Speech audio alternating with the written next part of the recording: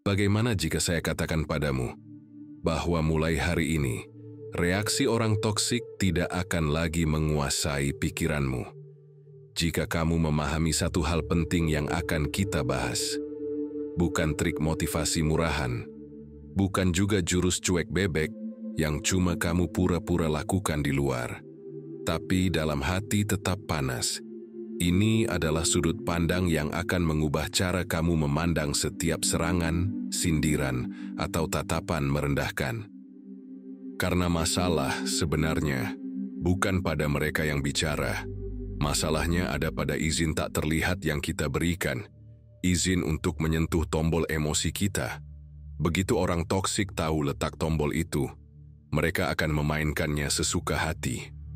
Itulah sebabnya meski sudah berusaha mengabaikan, kamu tetap memikirkan ucapan mereka berulang-ulang, bahkan berjam-jam setelahnya.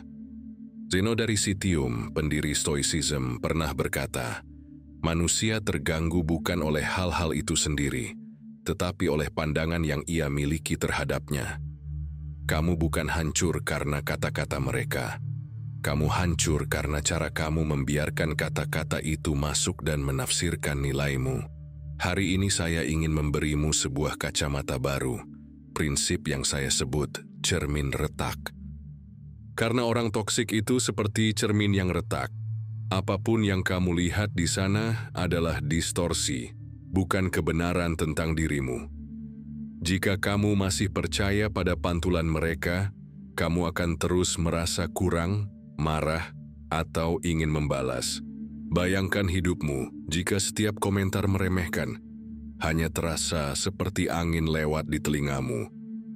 Bayangkan berdiri di hadapan orang toksik, tapi di dalam hatimu benar-benar netral, tidak terpicu, tidak terprovokasi, seperti batu karang yang tetap kokoh meski dihantam ombak. Kalau kamu mau, tulis sekarang di komentar, tidak ada yang bisa menyentuhku. Itu adalah deklarasi pribadimu, sebuah janji pada dirimu sendiri bahwa mulai hari ini, tombol kendali emosimu hanya milikmu. Dan bertahanlah sampai akhir video ini, karena di ujung pembahasan, ada satu kesadaran yang akan membuatmu bukan hanya kebal terhadap orang toksik, tapi juga memutus rantai pengaruh mereka selamanya. Sekarang, mari kita mulai dengan prinsip pertama. Prinsip pertama, cermin retak. Bayangkan kamu sedang berdiri di depan cermin yang retak. Gambarmu terpotong-potong, terdistorsi, kepala membesar, mata bergeser, senyum terlihat seperti seringai aneh. Kalau kamu tidak sadar cerminnya rusak, kamu akan berpikir ada yang salah dengan dirimu. Begitulah orang toksik bekerja. Mereka adalah cermin retak yang memantulkan gambaran dirimu dengan cacat, lalu berharap kamu percaya itu nyata. Komentar mereka, entah itu meremehkan, mengejek, atau sekadar sindiran halus, tidak lahir dari kebenaran objektif. Itu lahir dari retakan di dalam diri mereka, rasa iri, ketidakpuasan, luka masa lalu, atau kebutuhan untuk merasa lebih tinggi dengan merendahkan orang lain. Seperti kata Marcus Aurelius, kamu memiliki kendali atas pikiranmu, bukan atas peristiwa di luar dirimu. Sadari hal ini, dan kamu akan menemukan kekuatan. Kita tidak bisa mengontrol retakan di cermin orang lain, tapi kita bisa memilih untuk tidak menggunakannya sebagai tolok ukur diri kita. Masalahnya, banyak orang secara tak sadar menjadikan pantulan itu sebagai identitas. Ketika seseorang berkata, kamu nggak akan bisa sukses, atau kamu terlalu bodoh buat itu, mereka mengambilnya seperti menerima laporan medis. Padahal itu hanyalah bayangan bengkok dari cermin retak. Kuncinya adalah kesadaran. Menyadari bahwa setiap ucapan dari orang toksik hanyalah refleksi kondisi internal mereka, bukan kebenaran eksternal tentang dirimu. Begitu kamu paham ini, kamu tidak lagi berusaha memperbaiki dirimu sesuai retakan mereka. Kamu mulai bertanya, apakah ini benar atau ini hanya pantulan retak dari mereka? Saya ingat seorang teman yang setiap kali menerima kritik pedas dari bosnya, langsung stres seminggu penuh. Sampai suatu hari dia sadar bosnya itu melakukan hal yang sama pada semua orang. Itu bukan cerminan kualitas dia, itu cerminan dari frustrasi bosnya sendiri. Setelah itu, kata-kata yang sama tidak lagi punya daya. Dia tidak berubah secara fisik, tapi secara mental dia tak lagi terikat pada pantulan retak itu. Cermin retak hanya punya kekuatan ketika kamu menganggap pantulannya adalah kebenaran. Begitu kamu tahu itu distorsi, pantulan itu kehilangan giginya, ingat ini. Jangan biarkan hati dan pikiranmu dibentuk oleh pantulan yang rusak. Prinsip kedua, mengunci tombol emosi. Bayangkan emosimu seperti panel kontrol rahasia di dalam dirimu. Ada tombol marah, tersinggung, malu, rendah diri, dan semuanya tersembunyi di balik pintu besi. Masalahnya, kebanyakan orang membiarkan pintu itu terbuka lebar. Orang toksik datang, melihat tombolnya, lalu dengan sengaja menekannya. Berkali-kali. Kamu tahu rasanya, satu komentar sinis, satu nada suara merendahkan, langsung klik.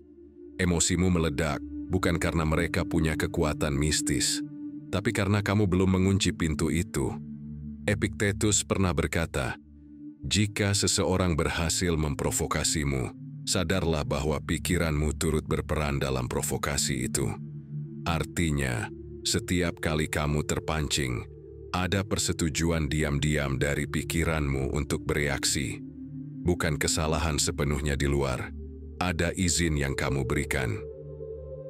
Mengunci tombol emosi berarti sadar bahwa reaksi adalah pilihan, bukan refleks. Kamu tidak harus menekan tombol marah hanya karena ada yang menggoda. Kamu bisa memilih untuk tidak menekan tombol sama sekali. Bagaimana caranya? Pertama, sadari pola-pola yang biasanya memicu kamu. Apakah itu sindiran soal pekerjaan, ejekan fisik, komentar tentang keluarga? Catat, identifikasi. Begitu kamu tahu lokasinya, kamu bisa pasang kunci mental. Kedua, ubah jeda antara stimulus dan respons menjadi medan kekuatanmu. Ketika seseorang menekan tombol itu, tarik napas, diam sejenak, biar otakmu punya ruang untuk memutuskan. Apakah saya mau bereaksi atau membiarkannya mati di udara? Saya pernah melihat ini di dunia militer. Seorang perwira senior dimaki habis-habisan oleh atasannya di depan banyak orang, tapi wajahnya tetap netral, matanya tenang. Bukan karena dia lemah, tapi karena dia tahu. Reaksi emosional di momen itu hanya memberi lawannya senjata tambahan. Dia mengunci tombolnya rapat-rapat, dan anehnya, beberapa hari kemudian, atasannya sendiri mereda, seolah kehilangan selera untuk menyerang. Orang toksik lapar akan reaksi. Setiap kali kamu tidak memberikannya, mereka lapar sendiri. Dan kelaparan itu akan membuat mereka pergi atau mencoba pada orang lain. Ingat ini, siapa yang bisa mengendalikan reaksi, mengendalikan permainan. Prinsip ketiga, nilai diri. Bukan dari luar, bayangkan sebuah patung marmer yang berdiri di tengah lapangan kota. Hujan, panas, dan debu menghantamnya setiap hari. Orang lewat, ada yang memuji, ada yang mencemooh, ada yang tak peduli sama sekali. Tapi, apakah semua itu mengubah bentuk marmernya? Tidak. Begitu juga dengan nilai dirimu. Nilai itu tidak ditentukan oleh komentar orang di sekitarmu, apalagi dari mereka yang hidupnya penuh racun. Kalau kamu membiarkan nilai dirimu bergantung pada validasi atau hinaan orang lain, kamu seperti patung dari tanah liat. Setiap kali disentuh, bentukmu berubah. Seneca pernah menulis, seseorang tidak menjadi lebih berharga hanya karena orang lain mengatakan ia lebih berharga, dan tidak menjadi kurang berharga hanya karena orang lain mengatakan ia kurang berharga. Kamu bukan menjadi lebih berharga karena dipuji, dan bukan menjadi kurang berharga karena dicela. Nilai itu datang dari prinsip yang kamu pegang dan tindakan yang kamu ambil, bukan dari tepuk tangan atau cemoohan. Masalahnya, dunia modern memupuk ketergantungan pada pengakuan luar. Media sosial membuat kita menilai diri dari likes, komentar, dan pengikut. Ini membuatmu rentan. Satu komentar negatif bisa meruntuhkan rasa percaya diri yang sudah kamu bangun bertahun-tahun. Dan orang toksik tahu itu. Mereka menyerang titik lemah ini, menguji apakah kamu akan membiarkan harga dirimu jatuh hanya karena kata-kata mereka. Solusinya adalah membangun internal scoreboard, penilaian diri yang hanya berdasarkan pada standar yang kamu tetapkan. Misalnya, apakah aku berpegang pada integritasku hari ini? Apakah aku menyelesaikan tugas yang aku janjikan pada diriku sendiri? Standar ini tak bisa diambil oleh siapapun. Saya ingat kisah seorang atlet bela diri. Setelah kalah di pertandingan besar, ia dihujani komentar negatif di media. Tapi dia tetap tersenyum dan berkata, "Media tidak tahu target pribadi saya. Saya sudah menang di hal-hal yang mereka bahkan tidak lihat." Itulah kekuatan nilai internal, membuatmu kebal dari penilaian luar. Mulai hari ini, ukur dirimu dari dalam, bukan dari luar. Karena orang yang tahu nilainya sendiri adalah orang yang tak bisa dibeli dan tak bisa dijatuhkan. Ingat ini, ketika nilai dirimu berasal dari dalam, dunia luar kehilangan kekuatannya. Prinsip keempat, seni mengabaikan strategis.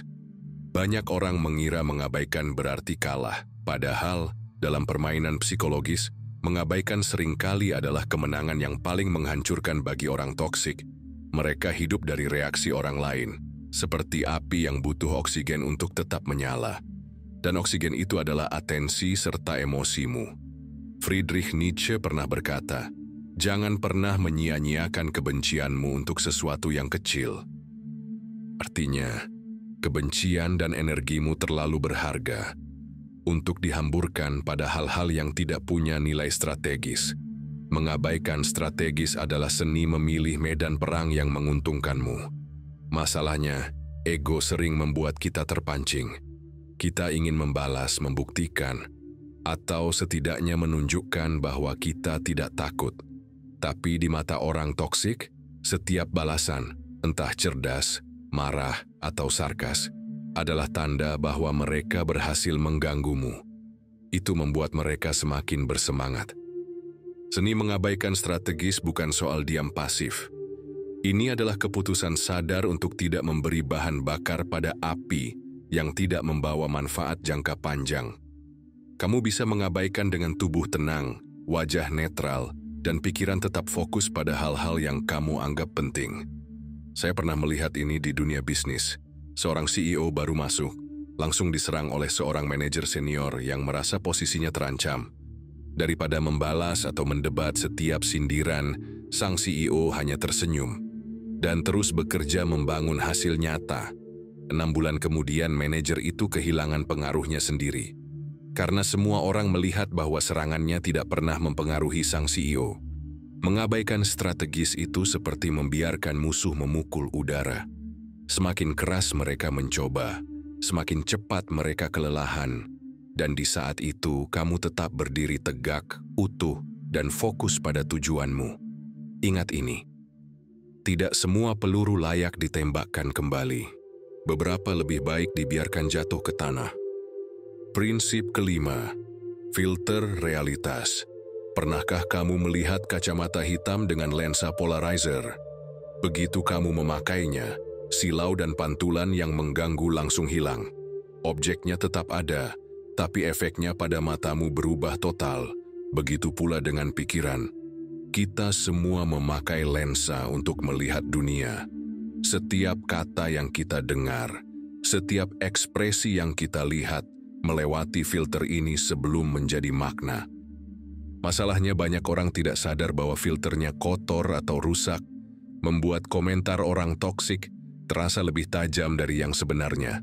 Seperti kata Epictetus, manusia tidak terganggu oleh hal-hal itu sendiri, tetapi oleh pandangan yang mereka miliki tentang hal-hal tersebut.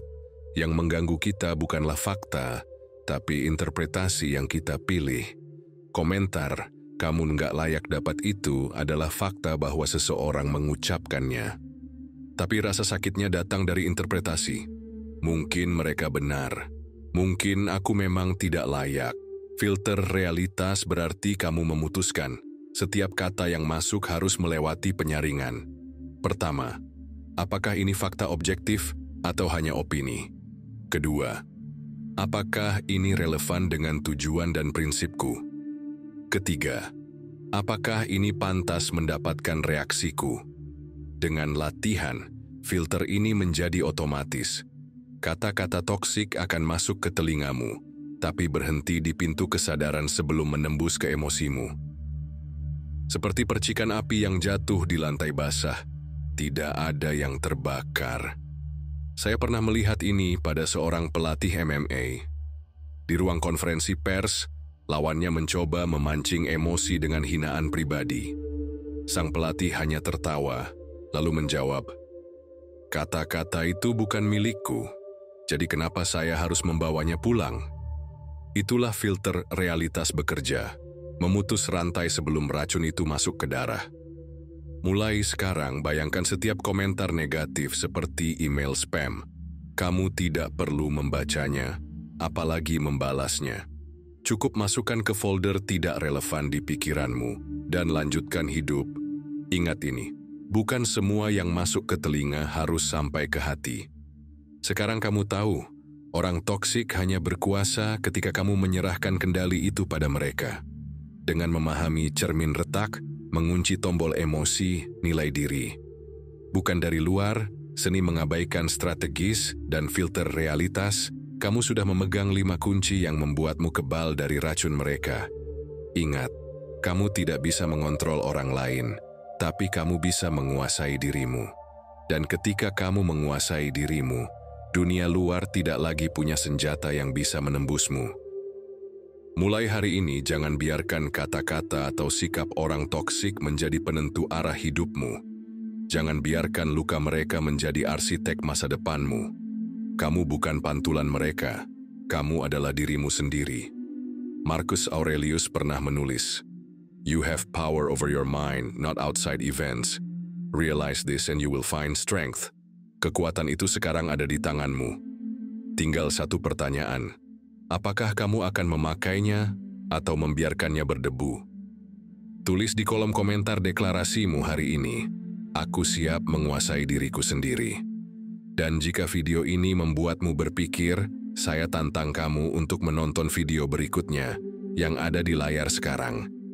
Karena di sana, kita akan membahas satu prinsip yang bukan hanya membuatmu kebal terhadap orang toksik, tapi juga membuatmu menjadi sosok yang secara alami disegani bahkan oleh mereka yang membencimu.